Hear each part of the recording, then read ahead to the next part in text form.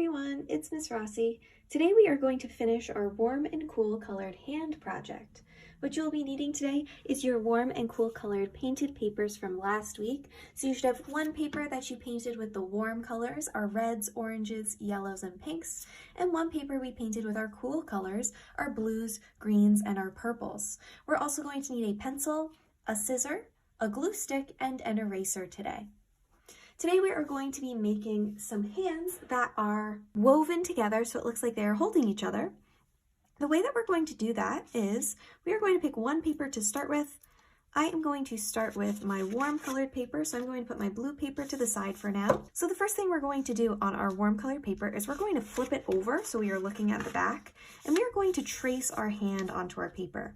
I'm going to place my hand right at the center, making sure I'm spreading out my fingers, and with my pencil, I'm just going to run all along the outside to trace my hand. And now we're tracing our hand on the back of our paper, so we won't see our pencil lines once we cut it out. And now I traced my left hand on my paper. You can pick whichever hand you want to trace on your first paper, but you just want to make sure that on our next paper, you're going to trace the opposite hand. So I traced my left hand. I know it's my left hand because when I hold my pointer finger and my thumb out, it makes an L. And I traced that one on my warm colored paper. But now that that is all traced, I'm going to grab my scissors and I'm very carefully going to cut out my hand. So I'm just going to follow along my pencil line and cut my hand out in one big piece. As I'm cutting, my scissor is staying in the same spot, and I am just opening and closing it nice and slowly. And my other hand, my non-scissor hand, my helping hand, is turning and moving my paper around my scissor. Now we want to be very careful as we're cutting out our fingers so we don't cut any of those off. And we also want to be very careful with our scissor, making sure it's nice and far away from our real hand so we don't accidentally cut one of those fingers either.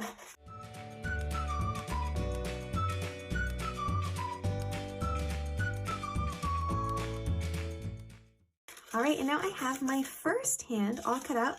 I can throw out those scraps because I don't need them anymore. So now I have my first hand cut out.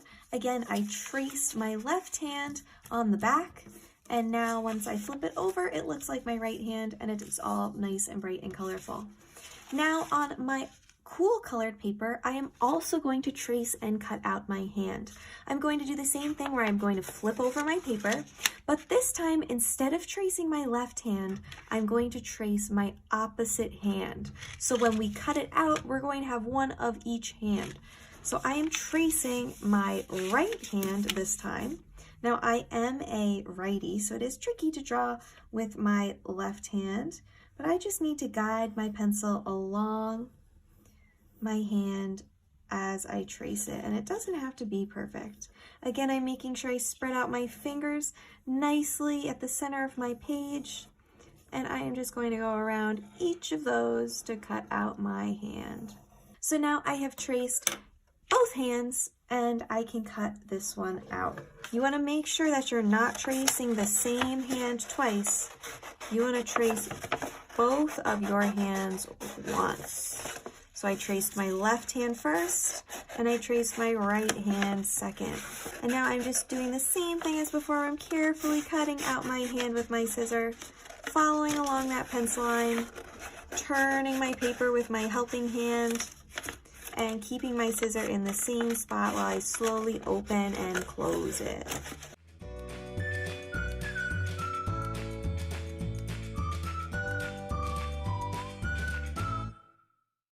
There we go. I can put my scissor away and get rid of those scraps. So now I have one of each of my hands. Now that we have both of our hands cut out, we are going to interlock the fingers and kind of weave them together a little bit so that it looks like our hands are holding each other. When it comes to weaving, you want to create a pattern of over, under, and that helps interlock two pieces of paper together so that they will stay. So I'm going to hold both of my hands so the fingers are facing towards my belly. And I am going to turn them so my fingers can start to connect with each other. And as I am doing this, I'm going to decide which fingers I want over and which fingers I want under. Now, not all of our fingers are going to connect because the way our hands are spaced out, but we should be able to weave at least 2 fingers together. So I'm going to start with my pointer fingers, those first fingers that I have here after my thumbs. And I'm going to start by tucking my cool paper underneath my warm one. I'm going to push those together as close as I can get them. And now looking at it, my cool finger went under my warm finger. And now we're creating that over-under pattern. So it's going to come up over my next finger, and then it has to go under that last one. So I'm going to tuck it underneath. So now I have created that over-under pattern where my finger is going underneath, then over, then underneath again. And if it was a little bit longer, you can see that it would be going over my pinky. I can look at any of my other fingers that are crossing over each other. Now my other warm colored pointer finger is kind of touching my hand area, so we're going to leave that one where it is. And I can see this warm colored finger is coming out from underneath my cool colored finger. It is going over the next one, and I am just going to tuck it underneath that last one.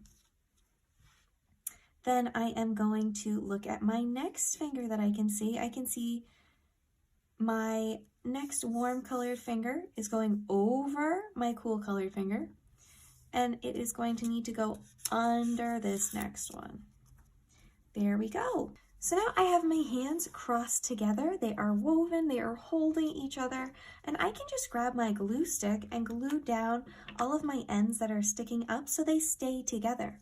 So I was able to create that over-under pattern in certain areas and connect my warm and my cool colored hands together. So I'm just going to put a little bit of glue underneath my fingers and press them down so they don't move and they hold on to this over-under pattern that I created. So you might have to put glue underneath some of them. I think it's easiest to just look at the ends and connect those. You might need to flip over your paper to look at the back and connect some of your fingers that way. But what you should end up with is 2 hands from different temperature color families. So we have our warm hand and our cool hand holding each other as they are connected. Once you're done with your project, you can take a photo or video of it and upload it onto my Canvas page. I can't wait to see the colorful hands you guys have created. Try your best, have fun, and get creative, and I'll see you soon. Bye!